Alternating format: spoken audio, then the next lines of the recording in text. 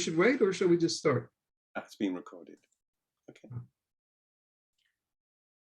Oh, well, farewell, Will. Right when I start the recording. Oh. Oh, he left. I hope I didn't kick him out with my recording. Hitting maybe record. just a tempestuous internet. Yes. You know, I was which hosting a may webinar. happen to me. Yeah, I hosted a webinar 2 nights ago with like the president of my university and all of these people in there, and I got kicked out of my own webinar. So in the middle of it, it was great. I was like, well, yeah. Here we go. So hi Yael. So I guess we'll hope that Will comes back, but It'd be nice. yeah, but and he was, I assume, going to introduce you both. So maybe I'll just let Rob and Luis take it over and maybe introduce yourselves briefly. I'm assuming most people here know everyone, but I'll let you guys take it over, introduce yourselves, and get started with your presentation. Thanks everyone for being here. Oh, hi Michael. Great. Okay. That's great. Well, thank you very much, Chelsea, and also thanks to Will. I hope Will can get back and rejoin us in a moment. We're very grateful. Luis and I are very grateful for the invitation. It really is a pleasure to be with you all. So thanks to Will and Chelsea especially for the invitation.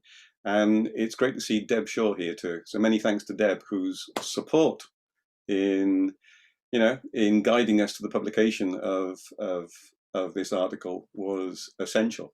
I mean, it's thanks to Deb that we contributed an article which was about 10,000 words, and she said that was okay, and she allowed us to publish an article which was too long for the journal.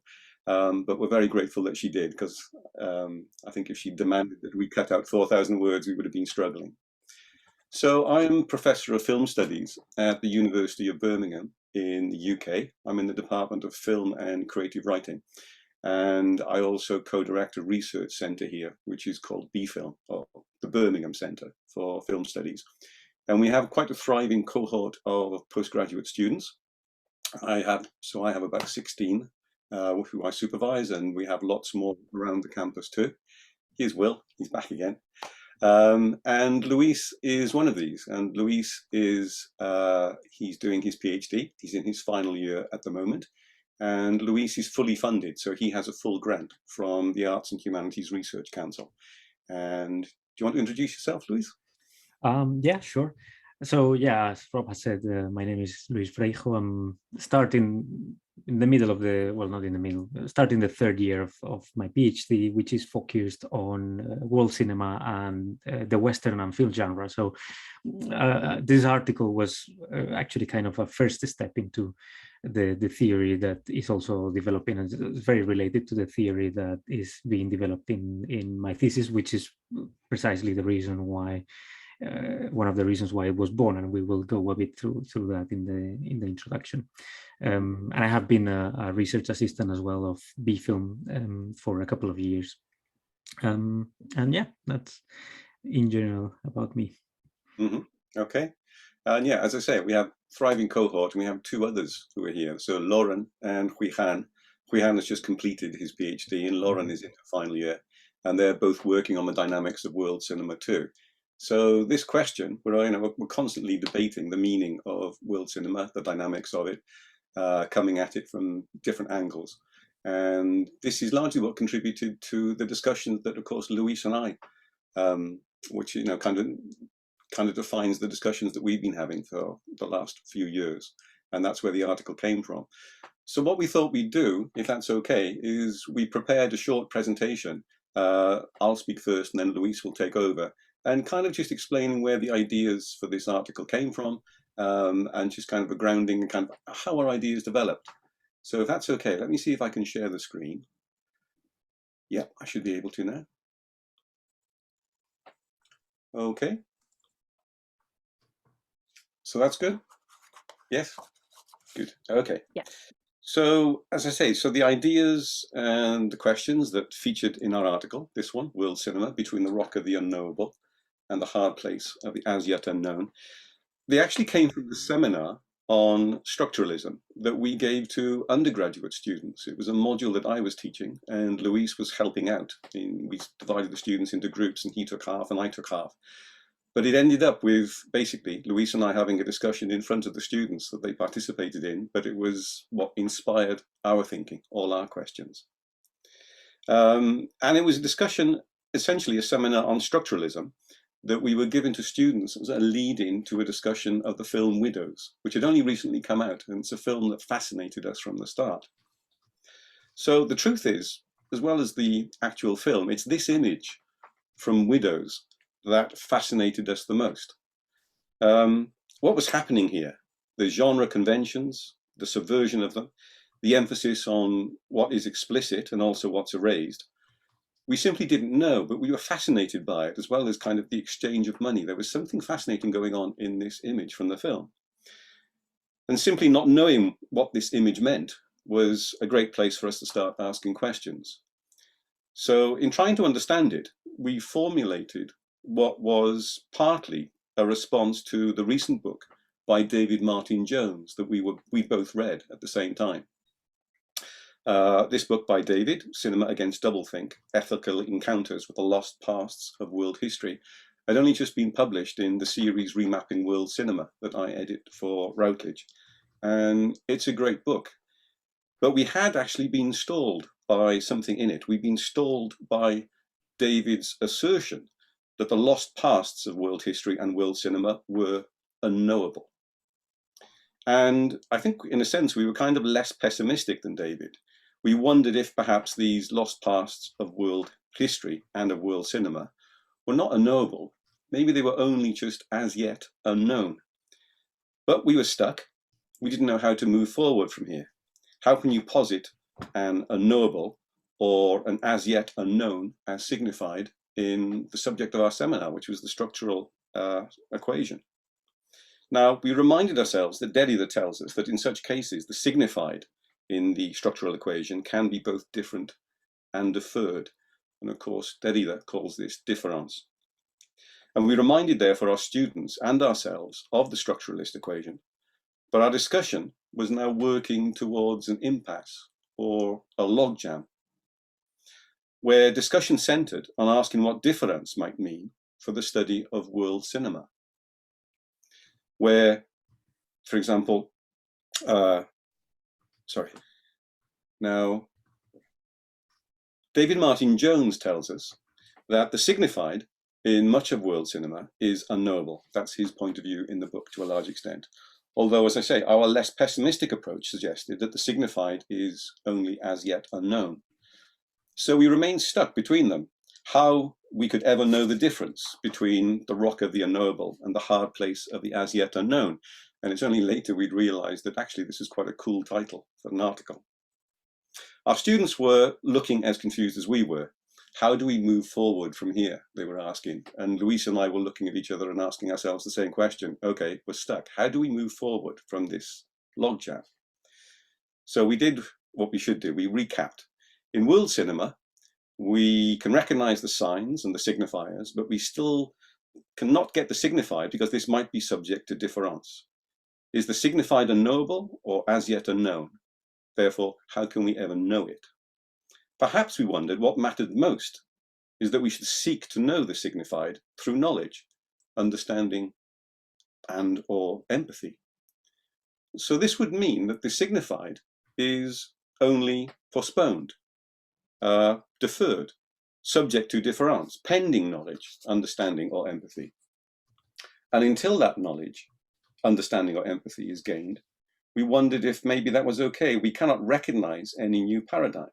We can only ask how it might be constructed, where it might be located, while accepting always, according to Derrida, that the answer might be deferred. But that's okay. And I think that was the key. It was the fact that it was okay, and we reassured our students that it was ethically correct to question. It's okay because the act of questioning is itself the sign of knowledge, because knowledge consists of knowing what we do not know. And our students protested at this point, hands shot up. They told us this was a paradox, and we assured them, well, no, it wasn't. We do not know what we do not know. But things got very messy. Students protested that the equation was meaningless without the signified. We argued that the question is the sign of knowledge itself. We suggested that the search for meaning, asking lots of the right questions, becomes the signifier. And we therefore wondered if the signified could or should be simply that which matters, which Derrida tells us might or will be different for different people at different times. And then, having got ourselves into this mess, we took a step back. We caught our breath. The students left, probably more confused than ever, and Luis and I went for coffee, which fueled hypothesis 1. That, possibly, because world cinema is unknowable, according to David Martin Jones, or at least as yet unknown, so Western audiences may be unable to recognize, understand, or empathize with new paradigms. Meaning that Western audiences, hypothesis 2, will and can only possibly, you can see what knots we were getting ourselves into, will and can only possibly recognize a new paradigm in world cinema when it washes back to the West. And that's only if we, can overcome superficial readings based on genre conventions and seek deeper meaning, which is something that we'd later call overcoming blind spotting. Now, clearly this was a very early stage in our thinking. I think we'd only had about 4 or 5 coffees by then, but we also wondered whether, to some extent, Western genres or genres in the West might even rely on world cinema for new paradigms. And if so, how could we recognize them? Bearing all this in mind, we took another look at this shot that was fascinating us from the film Widows. And we asked ourselves, to what extent might Widows reveal and conceal a new paradigm based on or brought about by what is happening in world cinema? We centered our thinking on key films, and we explored case studies that were fascinating to us. Widows, of course, which fascinates us both. Also Wind River, which is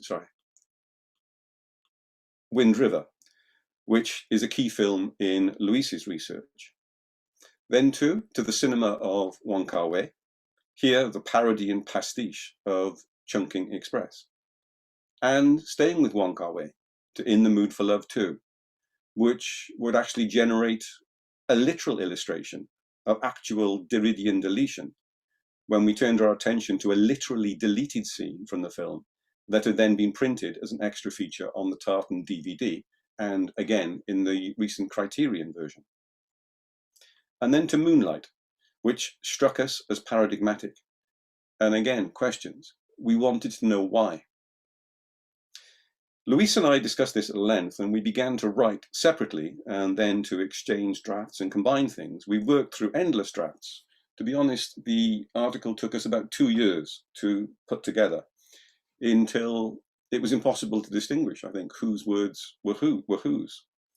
And all that time, we remained obsessed with the dynamic between exposure and erasure of genre tropes and notions of world cinema in this image, the one from Widows.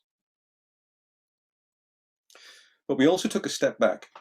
And we took a step back because we knew that we had to contextualize this within the evolution of scholarship on world cinema. We needed to look at how world cinema theory has evolved since the publication of Unthinking Eurocentrism by Shohat and Stam, who questioned how Eurocentrism had organized everyday discourse into binaristic hierarchies that posited essentially the West versus the rest. Now, like many writers on world cinema, in journals like Transnational Screens, for example, we were set on destabilizing such binaries by subscription to ethical and epistemological principles that might reveal new paradigms of interpretation. Following the scholarship, we began by following Denison and Song in reading world cinema as a discipline, a methodology, a perspective. Following them, we moved to Jordanova, Martin Jones, and Belén Vidal too, who argue in this book for a scholarly space, where the multiple peripheral strands may speak for themselves. But we still found ourselves coming up against the ethical logjam of how to speak of what is unknowable or as yet unknown. we worked through theorizing world cinema and de-Westernizing film studies too, both of which discard hierarchies. And we found that theories of the dynamics and the flux of world cinema began to cohere in Queer Cinema in the World, and also the Routledge Companion to World Cinema that I co-edited, which proposed to the ethical act of questioning. But actually, it was our return to David Martin Jones's book, again, that focused our thinking. And as Rob has said, we found Martin Jones's claims of unknowability in the matter of the lost past of world history and cinema to be thrilling, but also pessimistic. We wondered if empathetic readings could restore potential and render things not unknowable, but as yet unknown. We were beginning to enjoy being between a rock and a hard place. So we looked at Wind River, which is haunted in a Derridian sense by three lost pasts. First, that of the genocide against native tribes. Second, that of the potential that was erased by their virtual extermination.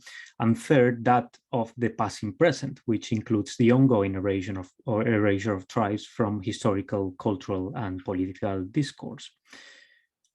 Martin Jones reads this as Orwellian doublethink, seeing the colonizer who writes history and illustrates it with films, as thereby ignoring the evidence that other people and histories existed. Ethical questions emerged from this. Mainly, who has the right of representation? The final scene of Wind River inspired us to read unknowability in structural terms to overcome these questions. Here, the white hunter Corey asks Martin about his painted grief face, and Martin admits that he does not know how to paint a death face because there's no one left to teach him. So here was our key to unlocking the structural interpretation that posits the signified as either what is unknowable or as yet unknown. Here, the lost past is the signified, meaning knowledge of why it matters is only deferred in a Derridian sense into a future that is as yet unknown. So following Derrida, we accepted that why it matters may change over time, but this only explains why any given film may not appear readily discernible at first instance. Because unless we ask, we will lack the knowledge to connect sign, signifier, and signified, which is a mutable equation anyway due to the changes in the relative spatial and temporal positioning of us and the film. Had we breached the logjam with this? Did questions, which are the signs of knowledge, becoming signifiers, which is the ethical questioning of that which is apparently unknowable, allow us to get at what is signified, or that which matters, albeit the signified is deferred, or as yet unknown? So in seeking to ground this process of difference in a structural discourse, we look to genre theory, which provides us with readily made industrial and aesthetic structures. And because apart from a few works such as Will's World Cinema Through Global Genres, genre had not been that much systematically discussed in world cinema theory. We reread Rick Altman and Steve Neal and found both problematic in terms of world cinema because Altman looks back to the Hollywood blueprint and relates everything to it, and Neal replaces the fixity of genres with another fixity, which is that of national cinemas. So we look to the postmodernist categories of Frederick Jameson instead. And following Jameson, we rewatched Chungking Express to see how parody exposes colonial tropes by exaggerating them to the point of ridicule, while pastiche entails a melange of the colonial and the post-colonial, wherein there can be tensions, but also reconciliation and even affection. We were still missing, however, the new paradigm.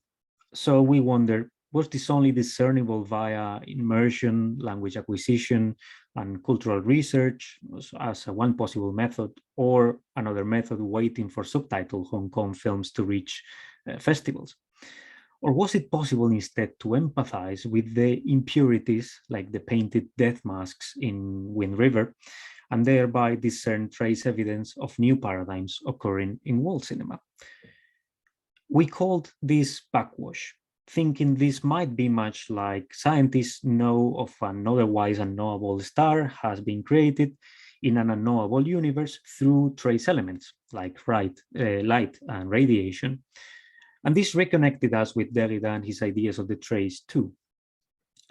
We realized that impurities might provoke blind spotting, that is, reading generic elements as the total and ignoring the depth. And to avoid this, we turn to Derrida's assertion of the law of genre as a law of impurity, where all elements that conform a genre have to be considered non-hierarchically. And we applied this to In the Mood for Love because the film's reception in the West had been blind spotted by the focus on the film's aesthetic, which obviated the political context of the film and the revelation of a lost past that goes far beyond that of the unconsummated love of its protagonists. Indeed, we read Derrida into this rather literally by focusing on a deleted scene, the one that Rob has mentioned before, that was cut from the film and thereby placed under erasure in a Derridian sense, but that was later printed on the Tartan DVD first and then on the Criterion Blu-ray after as an extra feature. So it was printed alongside the mark of its deletion. This literal example convinced us that a film such as In the Mood for Love gains meaning through difference, or from difference, that is, postponement, delay, and difference. It's because of difference that the impurities from precursors like Vertigo or All That Heaven Allows are necessary to understand In the Mood for Love. But it's also why In the Mood for Love gains meaning from difference too, in respect of the impurities from In the Mood for Love that wash up, for example, in Moonlight. Indeed, we surmised that what signaled a new paradigm in US cinema was Moonlight's very indebtedness to world cinema for affinitive indications of the signified, or in other words, why Moonlight mattered. Moonlight is otherworldly in American cinema because its aesthetic choices construct a world of the other within US cinema. In other words, why Moonlight matters is a matter of difference, not only between Moonlight and other films, but within the film itself, as difference from one chapter to the next in both directions and accumulatively. So referral to Vertigo and All That Heaven Allows is an inadequate yet necessary part of understanding In the Mood for Love, which is an inadequate yet necessary part of understanding Moonlight, which is an inadequate yet necessary part of understanding Lover's Rock, for example, and so on.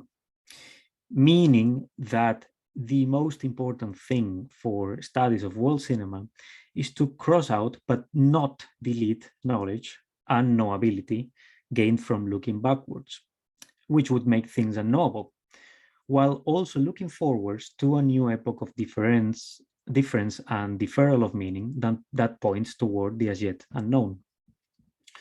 Indeed, difference is constant because the search for a new paradigm within world cinema cannot be concluded just by stating its existence, but rather by constantly questioning how and where it might be constructed next. And so, finally, we return to our point of origin, full circle to the sauna in Widows, understanding at last why this image had fascinated us, and finding that our question is both exposed and erased in this image because the answer is both referred and deferred by it. The scene is a synecdoche of the entire film and of our theorizing, incidentally, because it exposes differences such as being female and the color of their skin, and erases everything else, such as the different social statuses. It refers to the countless gangster films where sauna scenes have been signifiers of male power, and it refers to a signified that is as yet unknown, which is why Widows matters. It matters because it reclaims a space from genre conventions, and it redresses genre with a potential new paradigm of feminist, multiracial, pansexual protest against neoliberalism, patriarchy, misogyny, and coloniality. So from here, where next? Widows duly ends with a question. Two characters who have clashed and been separated in the film meet again. How have you been? Asks one, and then the film cuts to black. But that's okay. That's only right. It means that their future is deferred, as yet unknown. Difference becomes then the expression of empathy in that black, precisely because the meaning of empathy is made most visible by its lack. Indeed, we concluded, It is this responsibility to defer and ask questions that must drive world cinema studies forward between what might appear as the rock of the unknowable, but is only the hard place of the as yet unknown. So thank you very much for listening.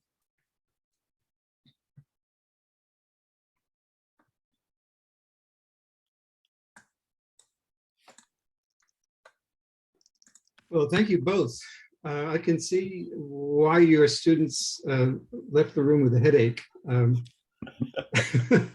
They were My great. head is still spinning. They were great. I read the essay several times, but this is, to hear it live from you in this way is extremely helpful. I love the analogy to astronomy, by the way. I'm a fan of science programs, and anyone who's been following them knows that the latest conundrum in astronomy is that most of the matter is unknowable, at least invisible, right? They call it black matter. Mm. And if that's not bad enough, there's something called black, what is the word for it? Something driving it. So what I understand from astronomers is that they do exactly what you're doing here, which is to infer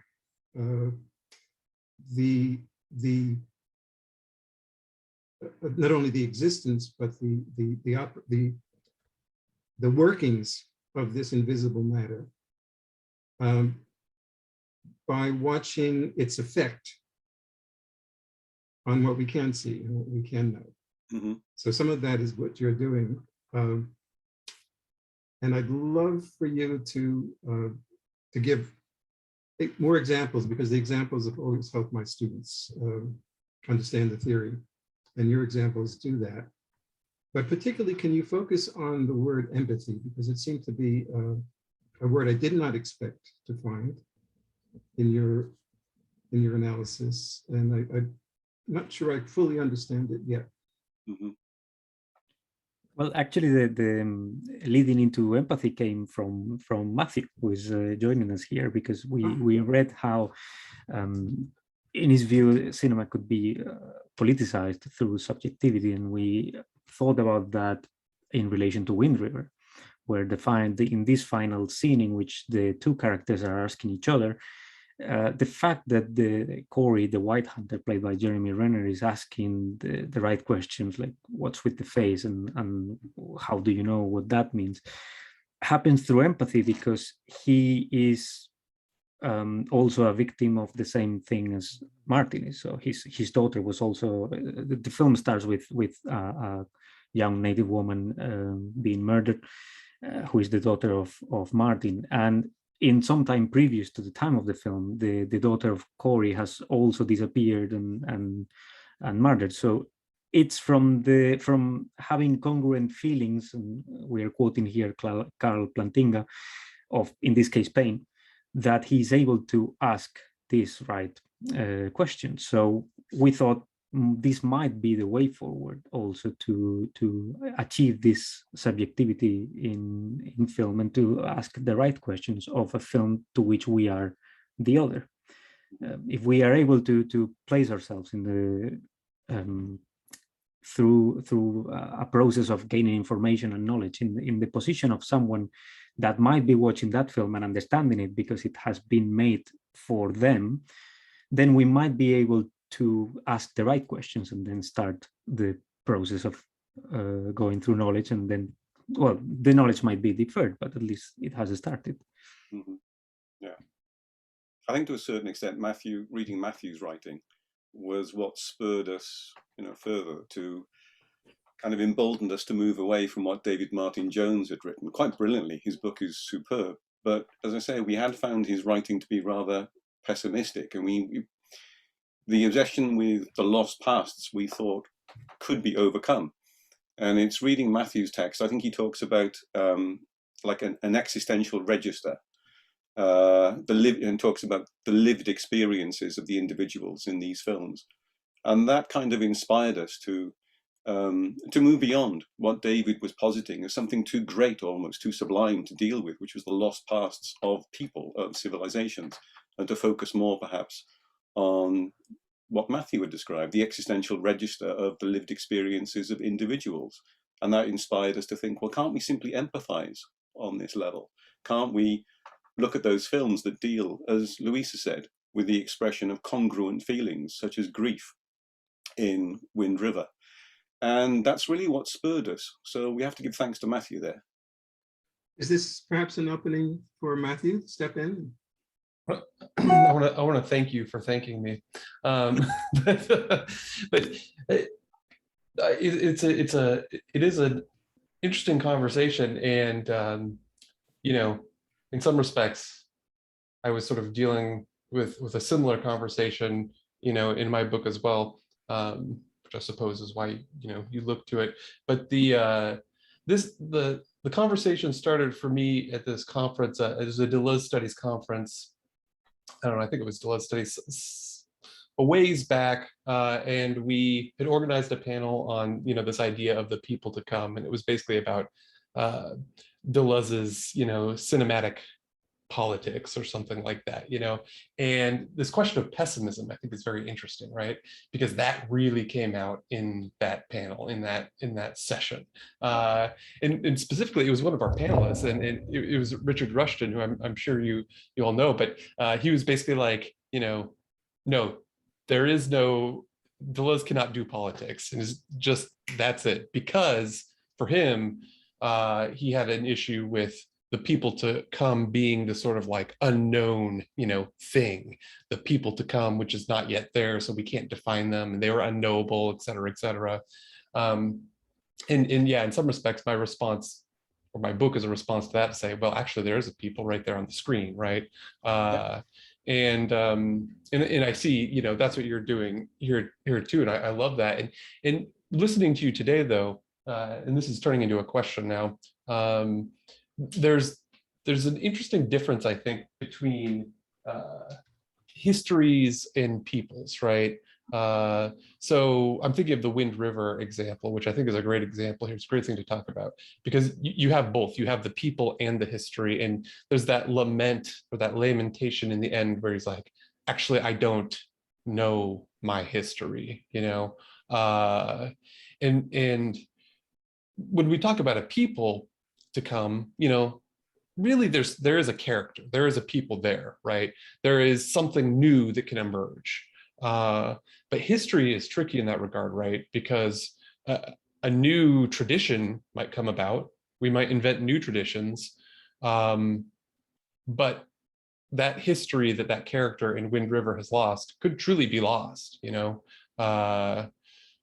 you create a new tradition, it's not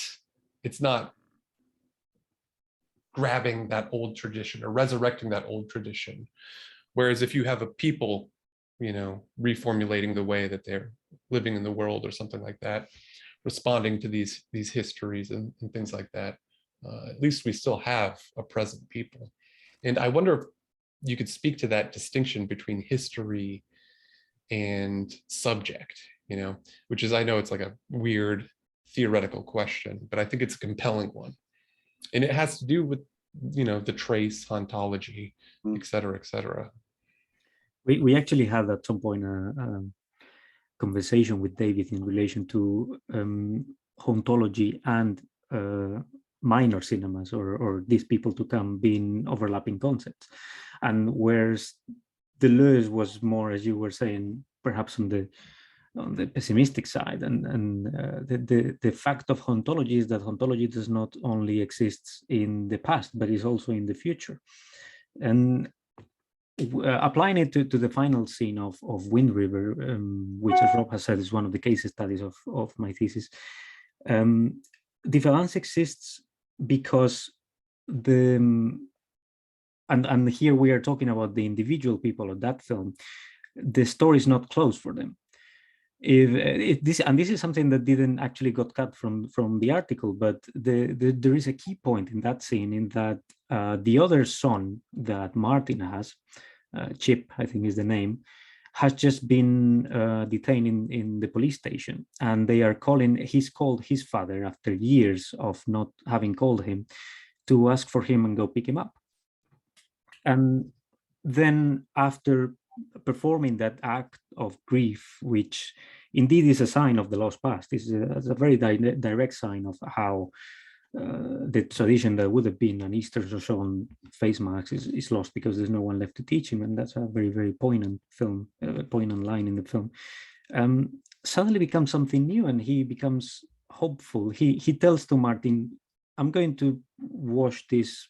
He says, "I'm going to wash this shit on my face in a moment, but can you sit with me for a minute longer?" And they get together, but there is a future to go to. So this act of performing grief, of reinventing grief, while might not recover what was the history that was there. And I think Wind River is actually about that. It's about the history that is no longer there and that is lost, and the potential that is lost in the history, but also the potential that might be somewhat recovered. And that signified, I think, or we think through in the article, through both the act of fashioning a new face masks and the act of the future act that is deferred into the future of going to pick his son up and maybe start a new history for the son that moves away from despair and criminality and such, in which he had been included. And we thought about difference in relation to this because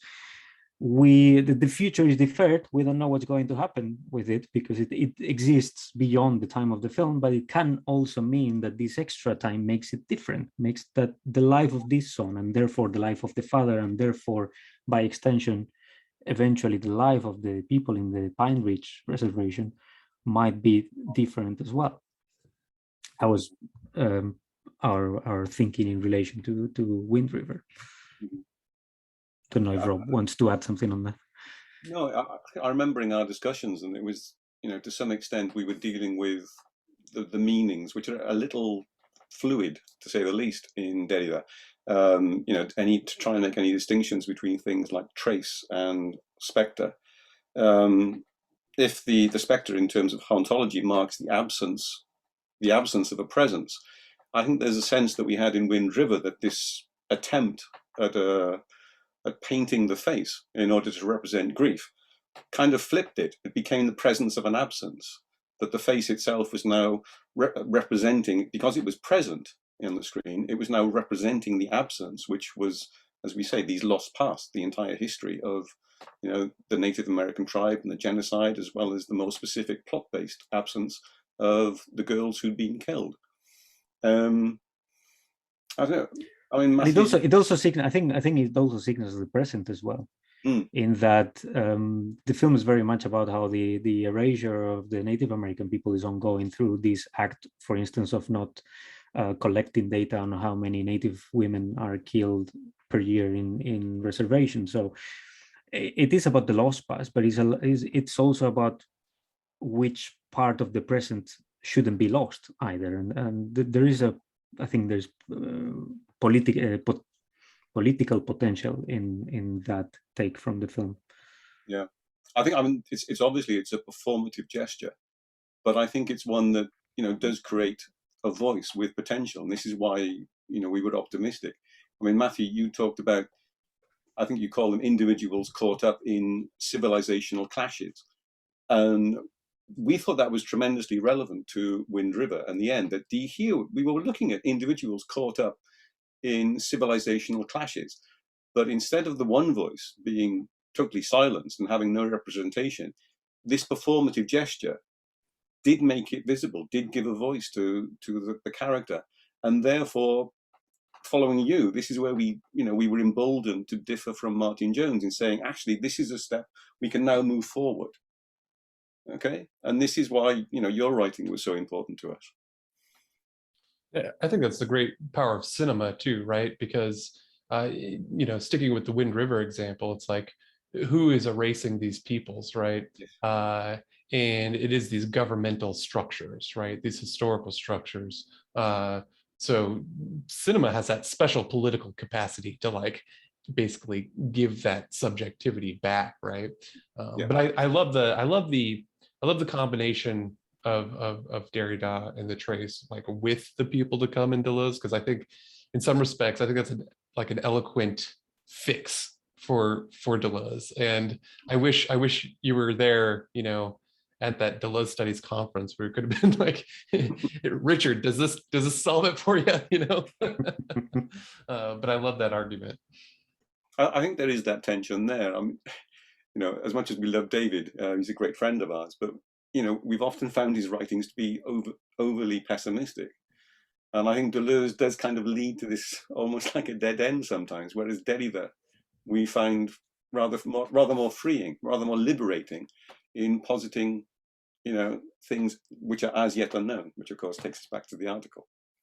Perhaps because Derrida allows us to go to the base of language. Mm-hmm. And the moment you go to the base of language, which is a tool that is mutable and that can be you know, repurposed and reused in different ways, gives us more freedom to perhaps move forward. And yeah, but this is why, you know, halfway through the sort of the writing or the thinking through the article, we decided we needed to bring ourselves back down to earth. We were kind of floating away, you know, on these kind of philosophical knots and things. And this is why halfway through the article we shift and we focus on genre, because we're dealing with, you know, specific systems and the language, which essentially allows us to work through the Derridian ideas that we'd already identified as being probably relevant, and then applying this to genre is something which allowed us to work through it in a more practical sense rather than just an abstract idea. So if anyone has a question, you can raise your virtual hand or just unmute yourself or post your question on the chat and we'll try to pick it up. Andy, do you want to come in? Yeah, come in. Can everyone hear me? Yes. yes. Hi, I want to thank you, Rob and Luis. Nice to meet you virtually. And I wanted to express my appreciation for your great essay and your beautiful presentation of it today. I want to challenge a few thoughts about structural categories. What is new?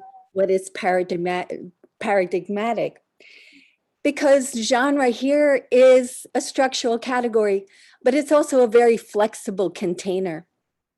But arguably, what is not a flexible container is the structure of the narrative fiction feature film, which to my mind is the most globally commodifiable form of world cinema.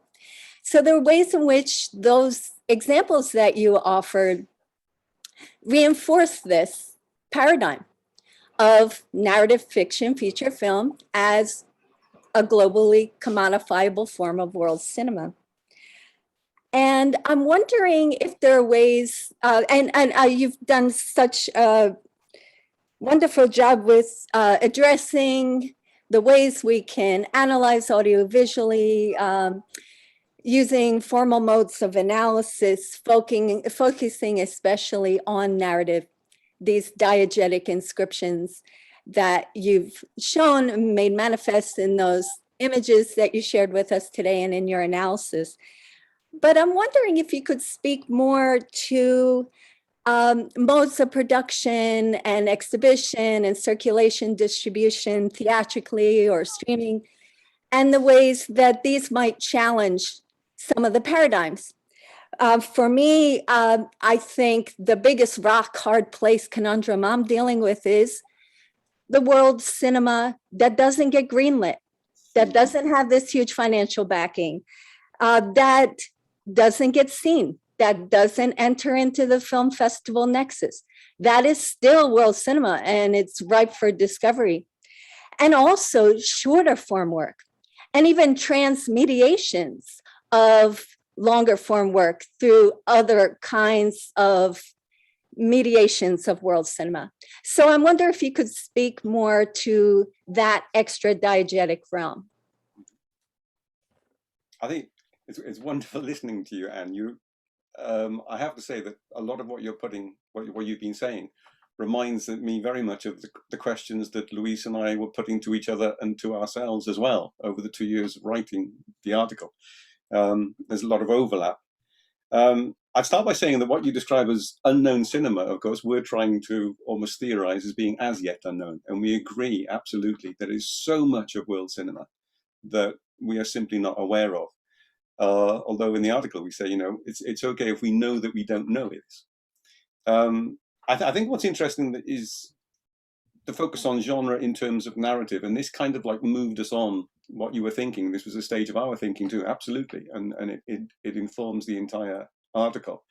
And essentially the questions you posed are those that pushed us into genre, and it pushed us towards Chunking Express, which is our next case study in the article, which we attempted to read by reference to Frederick Jameson, of course.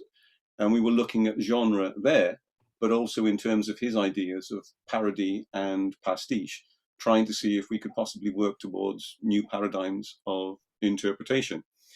And I think it kind of, we came up against a lot of the ideas that you're talking about, and the way that Chunking Express and then onto In the Mood for Love, how these films, which are phenomenally popular, cult films and big commercial successes as well on the art house circuit, but how to a certain extent, I think they were misread or misunderstood, which led us into this notion of kind of blind spotting as well.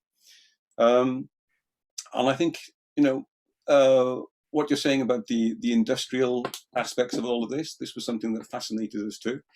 I think there's so many areas that we could have followed. I wish we'd have had more time to be able to follow more, but it certainly was our line of thinking. We had to limit ourselves to these particular case studies, the Wong Kar-wai films. Luis, do you want to? You look as if you want to come in. Yeah. If you finished. Yeah, go ahead. No, I just wanted to say that we do very briefly, because the main focus was on genre, and I think Deb was already kind enough for how we have overextended the limit of the journal. But for example, just a message: no one else should ever go to 10,000 words ever. Don't take this as an invitation to, because my co-editors will kill me. Anyway, sorry, just felt I needed to say that. No, it's a necessary warning. Thank you. So what I was saying is, at some point we mentioned that Wind River, sorry to go back again to that example, but we raised the question of, does Wind River have the right to raise the questions that it's raising, because it's a film written by a white screenwriter and director as well, Taylor Sheridan. And it's a film that, because of this commodified nature of the narrative film, had to make compromises that he didn't want to make. Because to find funding, for example, he had to cast Jeremy Renner and Elizabeth Olsen because they were Avengers, and he wanted to do a film with all Native American characters. So I think that while new paradigms might not be directly revealed, they are pointed towards, in this case, in the case of Wind River, the limitations that such a well-intending and well-meaning film can encounter are also a kind of a step forward in relation to new paradigms. And also in relation to your question about, how do we reach all of those films that are everywhere and that we don't get to see because they might not get to the festival circuit. First of all, the idea that Rob says, that we regard them as yet unknown, pending the moment that we might encounter them. But also in the article at some point we make reference to this wonderful book by Carl Schoonover and Rosalind Galt, which is Queer Cinema in the World. And I think that's a great example of how that might be approached, because they did a tremendous work in touring queer festivals around the world, or engaging with communities in which films circulate through WeTransfer or hard drives or that kind of thing. And I think that book is also what prompted us to make questions and to think, so how can we approach the study of genre in a similar way to in which Galt and Schoonover have approached the study of queer cinema, and how can we make such a wonderful map of what's going on in the world. So that's two ideas that come to mind in relation to your question, and thank you very much, because it is indeed an aspect of it that is certainly worth exploration. Mm-hmm. I think as well, an aspect that came out of, considering and discussing with our students as well, the notion of marketing and the notion of distribution, access to these films, and a lack of access to so many, which also overlaps with the question that Deb Shaw has just put in the chat as well. And it was trying as well to formulate an ethical approach to world cinema, which came from frustration with certain writers, but it was a question coming from our students of how do we approach, how can we move forward from where we are. There was a long section which we cut out, which actually began with one of the texts that inspired our questioning, and this was actually the review by Richard Brody in the New Yorker of the film Roma. And this review that Richard Brody had written on Roma was something that we studied with the students. And it's the most bizarre review, because Richard Brody basically demands that the film explain itself to him. The entire review is composed of demands that the film should explain why this was happening, what was happening in the streets, what was the purpose of the riot, what was this, what was that. And he dismisses the film to a certain extent because it doesn't explain itself to him. So what became known amongst our students as the Brody approach, as something to be avoided as much as possible, was this kind of sense of entitlement to a certain extent, of demanding that world cinema explain itself to us, make itself understandable, make itself sort of malleable towards our own understanding. It serves our own understanding without us making the effort to investigate and question it ourselves. And I think we had that effect on the students, that we set them the challenge of the following week. They had to come in with a foreign film, but tell us what was it about the film that they didn't understand. And that, I think, was one of the most exciting seminars I'd ever had with students, where they brought in films and they talked them through and they showed clips, but it was all to do with what they didn't understand. And so the discussion was all about conjecture, and it became very respectful, and there was no sense of entitlement amongst them. And that's the kind of very inspiring ethical approach that inspired Luis and I to continue on writing the article. It was the rejection of the Brody approach, the rejection of the entitlement, and the move towards a more ethical approach of simply asking the right questions if we knew enough to formulate them. Rob, I think your focus again on the students' point of view could bring us to a comment or a question that Deborah raises in the chat, which has to do with the spectator's point of view. Mm-hmm. Deborah, would you like to expand on that? Yeah, I mean, it's funny because I have edited this article, but I was listening to it like it's for the first time, which is probably, the amount of anyway. Yeah, I was kind of thinking about the idea of, you've obviously got the individual film text, which you analyze, and then you've got the kind of chain, the difference that, this film relates to this film, relates to this film. But I think, I was just wondering if, you both have quite a, I don't want to use the word privilege, but knowledgeable point of view, that you can make these connections. And it's a kind of, I guess it's about mapping world, and it kind of comes back to Luthia Najib's idea as well, doesn't it? That it's not Hollywood centric, it's all about making connections around the world to build this sort of pattern of world cinema. But of course, that interpretation only works when you have a certain degree of knowledge of these connections. And, these are cinephilic directors who may be nodding to other films. But, particularly in the Hollywood genre, many of our students, many spectators will only have that kind of Hollywood model, in which case, does it then cease to be world cinema and become a kind of national model if you don't have those frames of reference? Yeah, I think you're right. It's an absolute minefield, but it informed the decision of Luis and I to choose as case studies films which were hopefully not obscure. So taking Widows and Wind River and Moonlight, for example, and then very popular art house cult films like the films of Wong Kar-wai. We were hoping not to make our case through kind of extreme and or difficult to find, difficult to access, convoluted kind of an argument, but trying to make the argument through films that were actually known to our students. I mean, In the Mood for Love was taught on several modules: Chungking Express, Wind River, Moonlight, tremendously popular, and Widows, of course, I think it was just out at the time, or it just become available on DVD, and students were discovering it. So that question of accessibility, we may have kind of loaded it towards films that were actually accessible to our students at the time, but we absolutely did that on purpose. We didn't want this to be too obscure. We didn't want it to be too convoluted or abstract. We wanted to allow students a way in through films that they could access and then begin to debate, begin to ask us questions about and ask themselves questions about them, rather than finding some obscure films which might have been much more challenging for them. I think that element of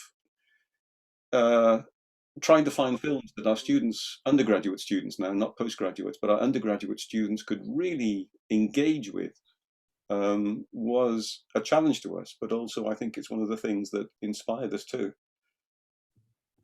Would you agree with that, Luis? I think our choices were kind of governed by, okay, what can our undergraduate students really engage with?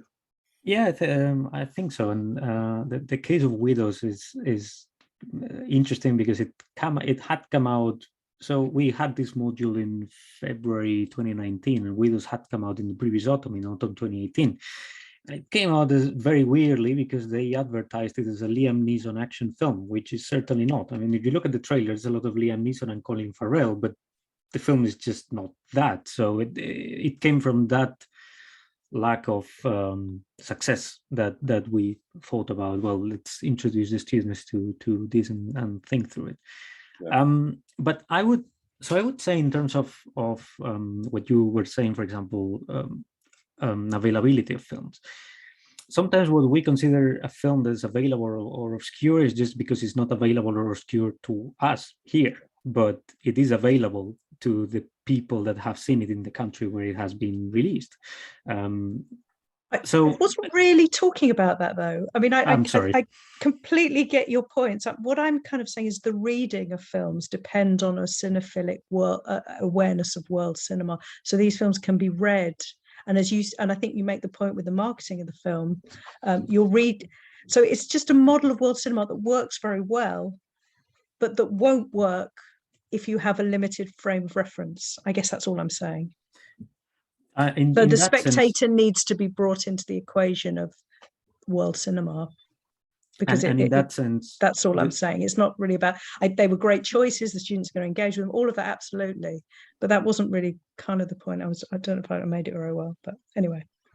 In that sense, I think that relates to the question that has been torturing me in these last stages of the PhD, which is how can a film be its own paradigm, and not in relation to any other film, and that might be something that relates to that, in the sense that someone that doesn't have a knowledge in the history of film, and that doesn't have the knowledge to make those kind of connections, can understand how can we conceive a film as its own paradigm, rather than being looking for connections. But there is a line in the article in which we say that when we are talking about how difference might work and how one film differs into the others, there is a line in which we say that they exist at the same time and in a multi-directional flow. And it basically, what it tries to acknowledge is that once a film has been released, it exists in the same space as a film that has been released at any other point in the past. This was something I was thinking about the last few days. So if someone that doesn't have in the end, when we are building a diachronic evolution, we are doing something that is what you were saying, is perhaps privileged, because we do know the diachronic evolution, but maybe the way a spectator experiences films do not happen in that way. I mean, we were talking about how all that heaven allows differs into In the Mood for Love, and then how In the Mood for Love differs into Moonlight. But for example, I watched them the other way around. I watched first Moonlight, and then I watched In the Mood for Love, and then I watched All That Heaven Allows. So for me, the creation of knowledge was not from the classic Douglas Sirk to the contemporary Barry Jenkins. It was the other way around. And I think that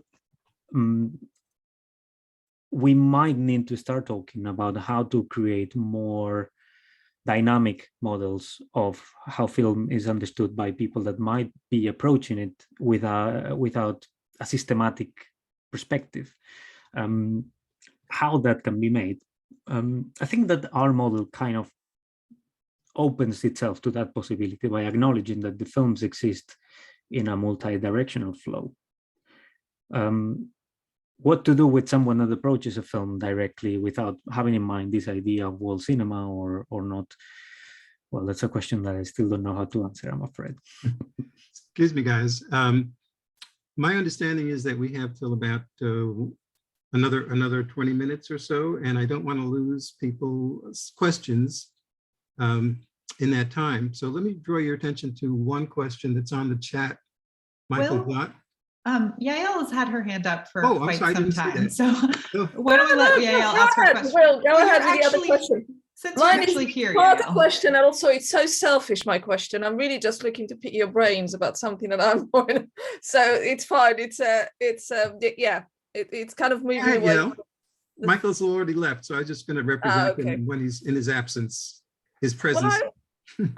Okay. Well, I was just wondering, what's your thoughts about the abundance of world series that we've got now, drama series that we've got now on platforms like Netflix, which, you know, when you think about it in relation to that concept of the genre, so and this sort of film narrative, and now that we're talking about longer narratives, and but also that by definition, I think when we're looking at something like Netflix, the kind of audiences that come to it, the availability to those things is a little bit different and more open than what we were, you know, what we might have, what can imagine where world cinema has been traditionally watched in the West. So I was wondering if you're thinking similar dynamics are happening there with this sort of Unknowable and what comes into play there.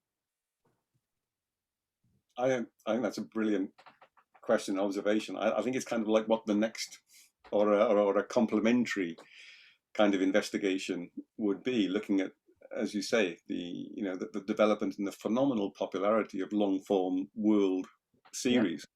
Yeah. I think we're kind of pending studies. I don't know offhand if people are watching Squid Game and Money Heist in versions which are dubbed or subtitled.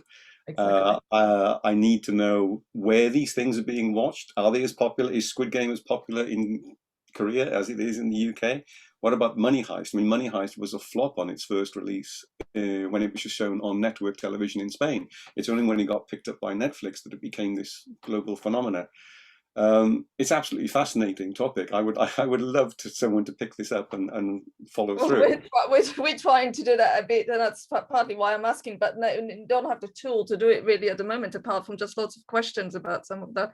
I really think what it brings to need is, you know, is real proper audience studies. In this case, I mean, I think because, as you say, the parameters are so varied to an extent, and of course Netflix would not release at the moment any sort of viewing data, so we can't look at that, and even those are skewed by the individual algorithm. Mm-hmm. But would you like to give us a preview of the kind of thing you're studying now? And well, I'm thinking, you know, for my own, as I said, you know, my own specific sort of subject interest, you know, I'm thinking of the popularity of something like Fauda, or what Mariam and I are writing about now, which is, you know, it's an Israeli series that in our reading of it, it's an Israeli series that was released on Apple TV called Tehran, which is extremely generic in terms of it's an action thriller, basically a political thriller. You know, they've adhered to all the sort of action theme, but our reading of it has elements, you know, we can see some of its critique, or the way at least we interpret it, that, you know, was lost on review, you know, at least when we judge by reviews. So it was lost on sort of the reviewers in the Israeli context, it was lost on the reviewers, you know, in the English speaking world. So, you know, we've got a few from Canada, a few from here, a few from America.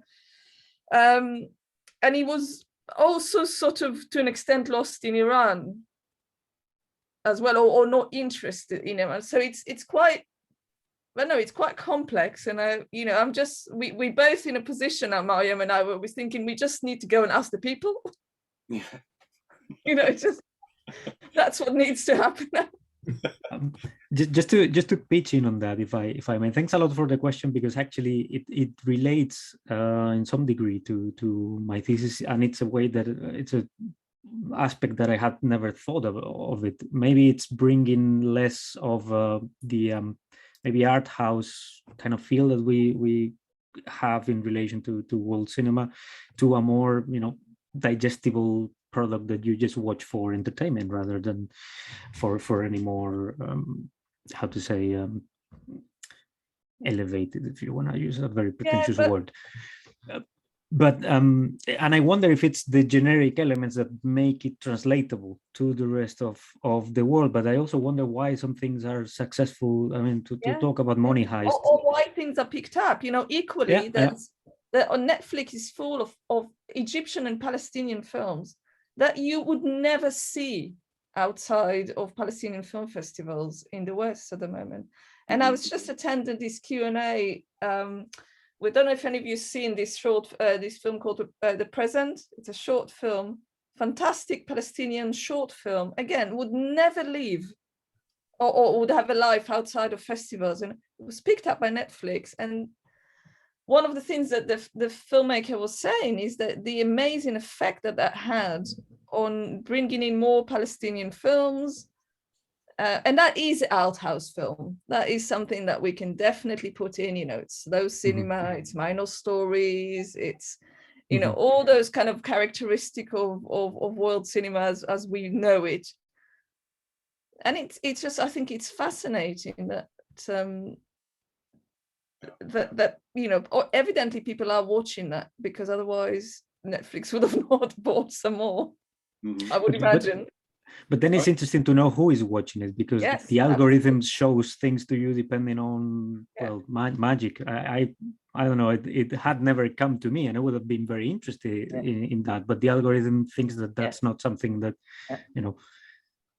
I think it is fascinating. I mean, you can certainly probably read things like Money Heist and Squid Game and Kingdom as being popular in terms of genre, but there are also series which communicate not so much through genre, but also through empathy. I think back to the question of empathy, a series like, if you've seen the Turkish series Ethos. Yes. Yes. Yeah. Which, you know, doesn't really conform. I mean, there's elements of melodrama, but doesn't really conform to genre. But it's still a fascinating series and a word of mouth success, which is based on simply the power of the acting, the power of the writing, and ultimately the empathetic pull of the characters in the series. So I think that's quite sort of separate from the generic element, but it's equally powerful. I mean, all I can say is I'd love to read your research on this. It's a fascinating topic, and it does connect. You know, it's what Luis and I have been struggling with, the tensions between genre in terms of narrative-based identification and pleasure and visual pleasure, but also, of course, it's the element of empathy with characters and writing and tone at the same time. It's tremendously complex. Yeah, because also there's national considerations there. What Rob was saying, when I saw that first of all, Money Heist came out in Antena 3, and it came out as one of the, I'm from Spain, and it came out as one of the products that usually Antena 3 did, and it was a flop because audiences were very much, they knew what was coming through, and then suddenly it got picked up by Netflix, and it became such a huge thing, including Spain. And I still haven't approached it because I still have in my mind the stigma that this is an Antena 3 series and or Dark. If you ask German people about Dark, they usually are somewhat bemused by it, and they consider it. My partner is German, and they consider that for example, that the writing is not very good, or that, and the fact that we can't. The non-German speakers can't understand exactly how the writing is, maybe is what it's making it being more you know, successful in the world. It is really fascinating, and also I think very, very difficult to, you know, pinpoint. Exactly, really. That's the main thing about it, because there's another element that a lot of it is it's been written now with a transnational audience in mind. Which much that plays into it. Which brings me perhaps to Michael Gutt's question about language, something, Luis, you know a lot about, and you emphasized the importance of going to the base of language. The question that Michael Dodd had was, what do you see as the role of language and translation in your Unknowable framework? That's something that I really think about a lot, and I really haven't come to an answer, because there are several levels here. It's translation of a film into subtitles, but also translation of research that might be done on a film, and there is always something that is going to be missed in watching a film for which we don't know the language, and we might be watching it in English with English subtitles or Spanish subtitles or whatever. But I think it feeds into the idea of the deferral and the postponement. It is not unknowable. It just as yet unknown. Maybe someone can explain to you in the future what that particular language exchange meant, or maybe you learn that language at some point in the future. So thinking that just because a film that we are watching and is not in a language that we speak is unknowable would be again somewhat pessimistic. It's only as yet unknown. There is a future there in which deferral creates difference, and what was not understood in first instance can be understood on a second instance. Don't know if that would answer the question. No, I mean we do refer to it, don't we? In the article, we talk about translation or language acquisition as kind exactly. of ethical strategies, which is not to say that they are, or they will be in themselves conclusive. They're not going to provide the answers, but they do allow us to proceed. They do allow us to, to move forward in our analysis. But again, it's not the answer, because there is so much mutability involved in the translation as well. Yeah, and perhaps there is another way forward into thinking of research collaboratively, and to bring in people from everywhere in the world that can speak every language in the world and can pitch in ideas together. I mean, in the same way in which I don't think we would have been able to write this on our own, Rob and I. Any research moving forward in the future could just become completely different in a better way by including just a great variety of people from everywhere. I wonder if the translators themselves... Sorry. Go ahead, Debbie. No, I was just thinking, it was coming to mind the idea of Squid Game, and there were quite a few articles about Squid Game, of how it was mistranslated and how audiences got it wrong, and a lot of the class, particularly the class elements, were missed. And I was thinking that there's a kind of level, there's an emotional truth that ties in with your idea of empathy and commonality and creating global audiences. But then there's also levels of how each audience is receiving things differently because of their cultural competence, because of mistranslations. Whenever I rarely know a language, I don't know, Spanish or French, I think, oh no, that's wrong. But then I'm thinking, well, what about that Japanese program I've just watched? I don't know if it's wrong. So it's again that what I don't know, I don't know. Yeah. Which are clearly Japanese, or accents. You'll hear people say, like, my Japanese family will say, oh, it's ridiculous, that person had a Korean accent, that had a Japanese person. I didn't pick that up. So I think that idea of what we don't know and how we receive things, there's a kind of, I don't want to do superstructure based whatever, but there's a kind of commonality of emotion. Someone's sad, someone dies, the whole world gets that. But then there's the kind of intricate level where we're all receiving different things. We think we're seeing the same show, but we're actually seeing different shows. It's what the film commissioner called the universal level. Yeah. But isn't that also what I think isn't the danger that it should be, it might be accepted that there's a right way to watch Squid Game. Exactly, yeah. That's the danger, isn't it? That there's a single right way which is exclusifying to any other way of watching Squid Game. I mean, that's. But then there are also errors. So there's not one right way, but there may be a translation error. But Derrida is perfectly happy with errors. I mean, he factors it into his theories. This is perfectly fine. Error, difference, deferral, postponement. It's about the endless chain of signifiers, and errors are a part of that. That's perfectly fine. It's a perfect model. Yeah. The entry through empathy is what makes you ask the questions that then might allow you to reach those other levels, which might be more complex or more culture specific, and it's what might allow you to potentially reach them at some point in the future. Mm-hmm. Yeah, I think, can I just mention, it's really interesting what Mariam has said in the chat, that viewing habits were heightened during the pandemic, and at some point during lockdown she found herself watching whatever Netflix suggested. But the algorithm was functioning globally, wasn't it? Were we all watching the same thing? And was this why we were drawn to Money Heist? Was this why we were drawn to Squid Game? There's an element of empathy at work there, which is, it's connected with genre, but it's also connected with the algorithm, which is pushing these things on us too. And the algorithm creates a community. It does. It does. In a strange way. Yeah.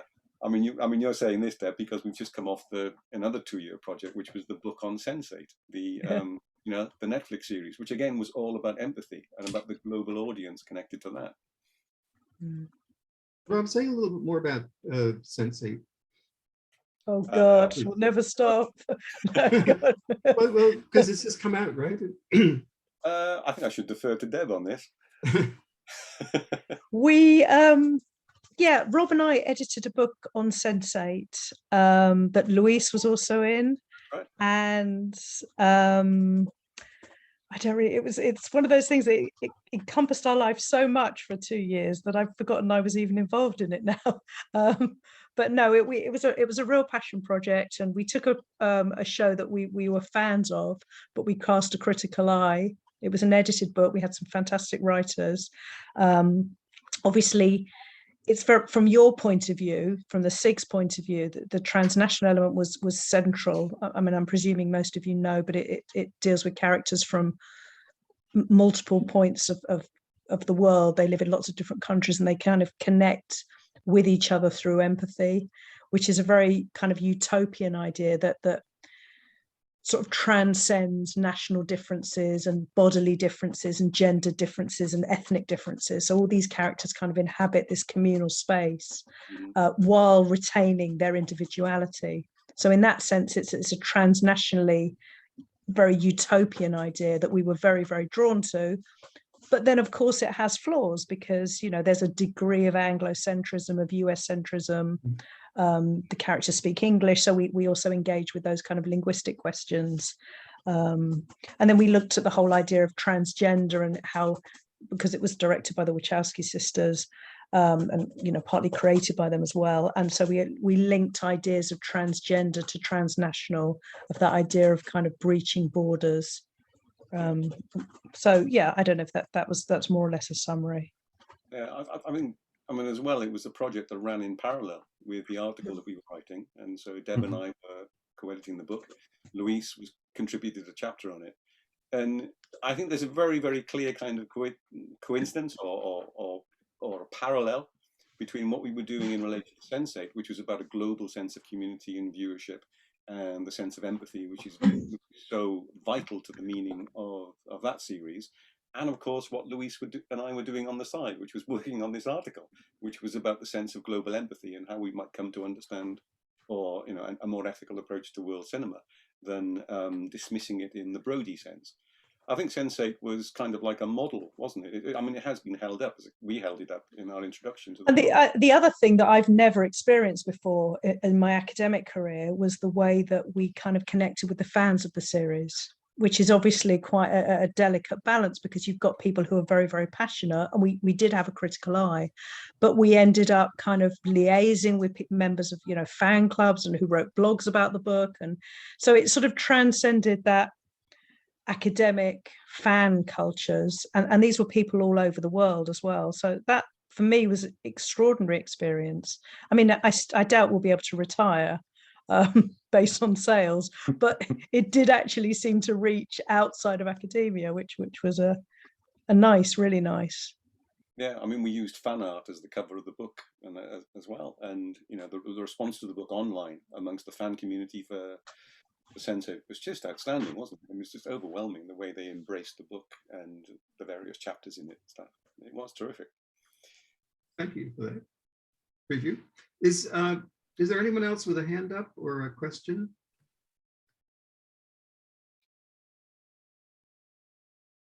Yael, if you're still with us, perhaps you could say a few words about December's meeting with Dalila Misero. Yes. What did we schedule for December, Will? Is that Dalila? I have down Is that Dalila's memory work? and or- gender as migrant audience formations. Latin American women remembering Yeah. cinema. Yeah, so Okay. Dalila's work is an audience research, actually, which looks Oh, at okay. yes, Excited. which looks at the way in which the Latin American soaps are being watched by women audiences in different, I can't remember exactly where her location is. Mariam, do you remember? Actually, Right. I think a diaspora community in Spain watching. Watching these, yeah. Yeah. So we thought that would be quite interesting to bring in that sort of audience research a bit in. So Yeah, and there seems to be interest in that direction, certainly from this group. Yeah.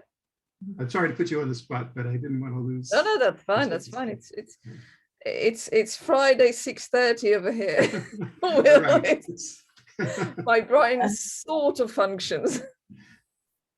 Yes, no, but thank you. Yeah, it would be great if people would come to that. It's quite an interesting research. You presented as well as part of our SIG panel in the last BAFT. So Well, this has been a wonderful addition to our series. I'm glad to be back in it. We've been out for a while, as some of you know, but I know that a lot of our discussions in the past have centered on the question of what framework would work for our discipline, for its study of world cinema. And you've certainly given us a lot for that. Again, I'm drawn to the analogy to astronomy, that dark matter apparently is the framework on which the universe rests and moves. Though we can't see it, though it's unknowable in that sense, we are moved by its gravity in certain directions, toward each other, away from each other. And I like to think about that analogy in terms of the discussions we've had about the center. Hollywood is the center, the margins, them and us, the kinds of discussions that Stam raised and that you, I think, quite wonderfully put in its place. I guess the question now is whether dark matter is unknowable or as yet unknown. Exactly. We'll have to defer that, I suppose. Okay. And it will be different.